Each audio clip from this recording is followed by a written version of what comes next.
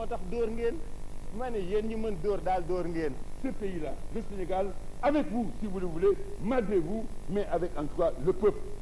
C'est dans une atmosphère de tension que s'est déroulé le vote de la proposition de loi d'amnistie sur l'affaire Maître Babacar Seye. Les parlementaires ont voté à la majorité cette loi proposée par le député libéral Ibrahima Isidore Ezon, 70 voix contre 27. Les partis politiques représentés à l'Assemblée nationale, comme la LDNPT, AJ-PADS, l'AFP et le député libéral Houré Chitiam ont voté contre la loi d'amnistie. Le vice-président de l'Assemblée nationale et député du groupe libéral et démocratique, le professeur Ibader Thiam, s'est abstenu. Il n'a pas voté la loi. L'auteur de la proposition de loi d'amnistie sur l'affaire Maître Babacar Seye, Isidore Ezan, on dirait avoir fait la proposition pour apaiser le climat social. Peut-on laisser une situation perdurer pendant plus de 12 ans, fermer les yeux et faire du surplace? Je pense que non. Je le répète, une loi d'amnistie met en filigrane l'unité nationale, la préservation de l'État. Alors, évitons de la spolier par des comme tous, de voter cette loi dans l'intérêt supérieur de la nation. Compte tenu de l'importance que cette loi d'amnistie avait aux yeux des parlementaires, les leaders des partis d'opposition sont venus nombreux assister aux travaux. Une discussion générale a été ouverte pour permettre aux députés de défendre leur position.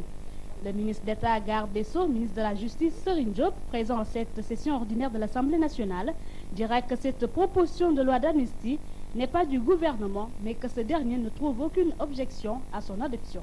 On n'a aucune objection à l'adoption de cette proposition de loi.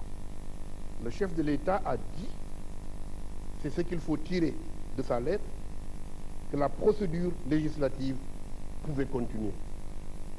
Cette proposition de loi d'amnistie sur l'affaire Maître Babacar Seye, votée aujourd'hui à l'Assemblée nationale, a suscité une réaction négative au sein de... Cette loi, parce qu'elle consacre l'impunité.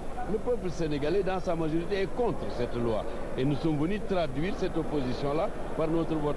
Je ressens une profonde tristesse devant le vote de cette loi. J'ai demandé son retrait. C'est une loi qui a divisé le pays, qui va continuer de diviser le pays. On a avalisé le crime dans ce pays. Je trouve que c'est profondément regrettable, surtout à propos de l'affaire Maître Babacar Seye. Comme je l'ai dit dans mon intervention, j'ai été profondément impliqué à l'époque, quand le pays était au bord du chaos, pour que la situation soit stabilisée. Et je ne comprends pas qu'on puisse faire revenir cette loi pour en réalité tenter d'effacer un des épisodes les plus douloureux de notre histoire politique. Et je pense que nous allons le payer très cher pour l'image du Sénégal. Parce que ce qui est certain, c'est que le débat est aujourd'hui dans l'opinion. Le débat est dans le peuple, le débat est au niveau international. Je crois que c'est en cela que c'est important. Et je crois qu'il est évident qu'une loi d'amnistie n'est pas, c'est une loi de pardon pénal. Mais ça ne peut pas faire oublier la catastrophe, le cataclysme qu'a constitué l'assassinat de Maître Babacar Seye. Et ce qui est important à mon avis, c'est que cette loi-là est bien sûr une loi d'impunité, mais cette loi-là a permis de clarifier définitivement les situations. Aujourd'hui, on sait de quel côté les criminels et les commanditaires se trouvent. Notre collègue a ouvert la brèche et nous a fait une proposition de loi tendant à amnistier des faits qui se sont passés dans le temps et non dans l'avenir. Cette loi, l'opposition a montré effectivement son inefficacité et ensuite ses propres contradictions. Elle avait d'abord demandé à ce qu'on rejette purement et simplement la loi.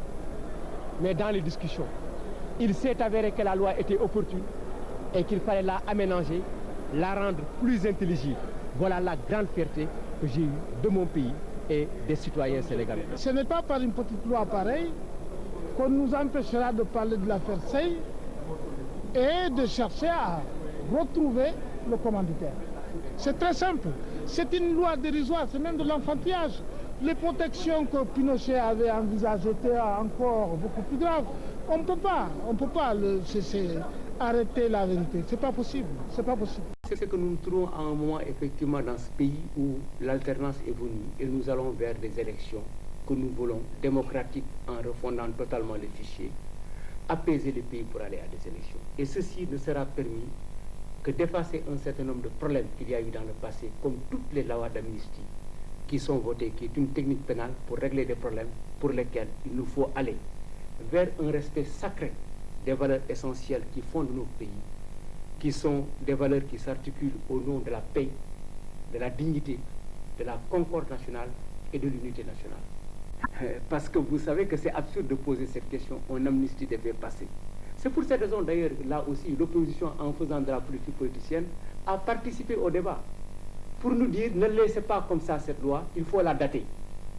Et c'est compte tenu de leurs revendications et de compte tenu de leur suggestion politique, nationale, patriotique, qu'un amendement a été apporté pour situer effectivement d'une manière temporelle les dispositions et les dates auxquelles cette loi s'appliquait. Donc c'est une date antérieure au 31 décembre 2004. Politique, et notre collègue Daouda Faye a proposé un amendement pour dire que ça concernait toutes les élections générales ou locales ayant eu des motivations politiques et situées entre le 1er janvier 1983 et le 31 décembre 2004. Cela veut dire qu'à partir de cette date, ces faits d'amnistie concernent seulement cette période. Pour la famille de Maître Babacar Seye, je voudrais dire que l'origine de l'étude de cette proposition de loi a démarré avec la commission d'enquête parlementaire et vous pouvez voir ça sur le net à Assemblée nationale-/.sn où dans les extraits du rapport, un des fils de Maître Seye avait fait un cri pour qu'on puisse cesser de marchander son père. Ça, c'est un. Par conséquent, nous avons effectivement reçu la lettre d'une des veuves de Maître Seye et de ses enfants. Mais j'ai aussi reçu la lettre du fils aîné, Khalif de la famille, de Maître Seye, qui m'a demandé qui, avec la position dans laquelle nous étions, pour reconnaître que son père a été effectivement assassiné, mais compte tenu de son passé, de ce qu'il a fait, et c'est quelqu'un qu'il a vu demander pardon pour des criminels, et que d'autres fils sont actuellement dans la région de Casamance qui avaient bénéficié d'un amnistie, il avait accepté avec nous que ce problème soit enterré définitivement. Je suis heureux d'en parler, mais chacun s'est appuyé sur quelque chose dans la famille. Commentaire que nous allons encore une fois que le pays a accepté le pardon et que nous allons vers d'autres échéances dans notre pays, me réjouir de l'approfondissement de notre démocratie. De ce qui s'est passé hier, ce matin, cet après-midi à l'Assemblée nationale, où des députés courageux ont pris la parole pour exprimer leur position en face du pays et prendre leurs responsabilités en toute conscience et dire ce qu'ils devaient dire. De différentes positions qu'il y a eu intergroupes et intercoalitions de partis. C'est extrêmement important. Et toute cette bataille de procédure qui a eu lieu parfois pour empêcher le vote, pour le retarder, et les réponses qui ont été apportées dans le cadre du respect strict des dispositions de notre règlement intérieur. Et ensuite, que notre collègue a ouvert une brèche et que les parlementaires doivent aujourd'hui s'atteler à accomplir leur mission et en apportant un peu plus sur notre structure et notre architecture législative.